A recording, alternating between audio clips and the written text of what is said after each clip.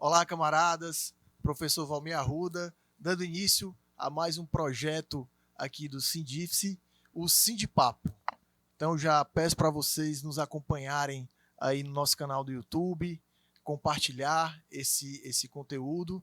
E hoje, no nosso episódio de estreia, a gente tem aqui dois convidados muito especiais aqui, minha colega de longas datas, de longas lutas, né, a professora Artemis Martins, e nosso companheiro Davi Lobão. Ambos fazem parte da coordenação geral do Sinasef. Então, hoje eles estão aqui com a gente para bater esse papo, conversar um pouquinho sobre essa conjuntura, sobre campanha salarial, sobre quais são as expectativas para esse governo Lula que se iniciou, que a gente pensava que ia ser um pouco mais tranquilo, e se iniciou já tumultuado com aquela tentativa de golpe. E a gente vai conversar um pouquinho aqui. Então, convido a todos os nossos filiados, filiadas, servidores, servidoras, todos e todas a compartilharem esse material, estarem junto conosco aqui nesse novo projeto, tá? Então, queria ouvir a saudação inicial de vocês, né? Já começo com um tema que eu acho que é um ponto de partida para a gente entender o que foi esses últimos anos de governo Bolsonaro e como nós chegamos nos dias de hoje, né? Acho que dentre a luta sindical, o que nós mais podemos destacar foi a luta contra a PEC 32, que foi, sem dúvida nenhuma, a nossa maior vitória, né, Davi Lobão? E acho que vocês, durante essas 14 semanas que se sucederem em Brasília, vão poder falar um pouquinho. Então, deem a saudação inicial e, por favor, já nos relatem aí como é que foi essa luta contra a PEC 32. Acho importante você, servidor, servidora, se inteirar do que aconteceu, de como é que foi esse processo, para a gente ver como a gente começou a derrotar Bolsonaro lá atrás, nessa luta aí, durante o ano de 2021, tá? Artemis, por favor. Muito obrigado por ter aceito o convite. Seja muito bem-vinda. Obrigada, apesar de me sentir em casa, né? Estou em casa. Estou feliz que o nosso sindicato, a nossa seção, esteja aí inovando também. Isso sim é inovação, tá? Inovação que serve à classe trabalhadora.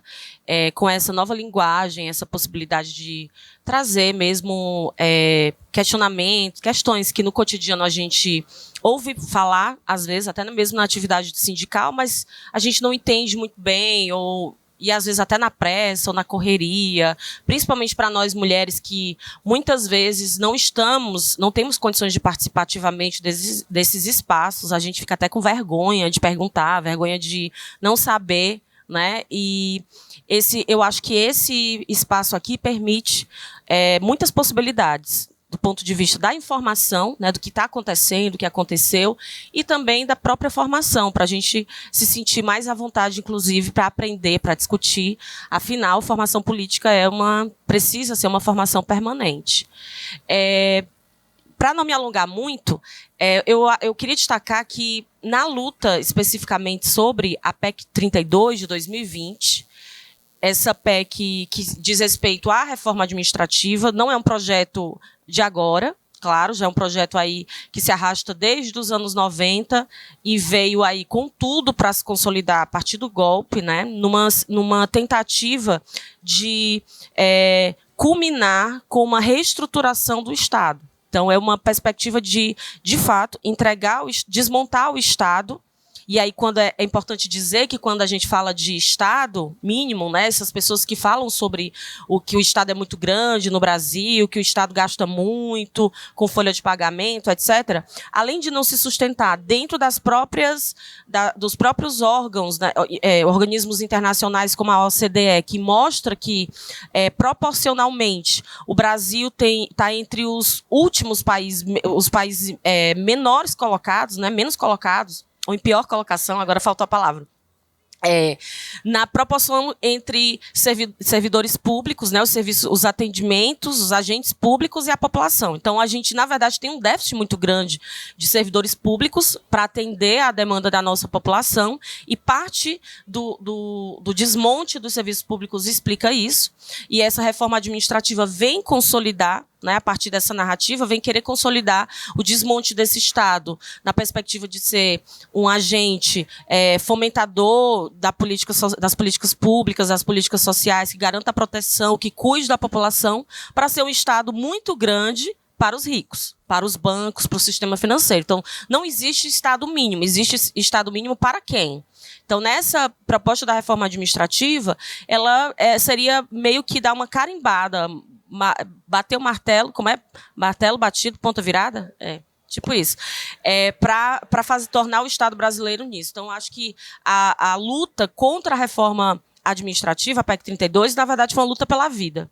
E dentro do governo Bolsonaro, né, desse período do governo Bolsonaro, acho que das principais lutas, né, além da luta pela vacina, da luta pela vida, né, contra a fome, para garantir o auxílio emergencial para as pessoas, para as famílias que ficaram mais vulneráveis ainda durante o período da pandemia, foi garantir mesmo que essa reforma não passasse, porque negar, desmanchar o Estado e destruir os serviços públicos e a carreira dos servidores públicos é retirar da população brasileira o direito à garantia do acesso aos direitos sociais.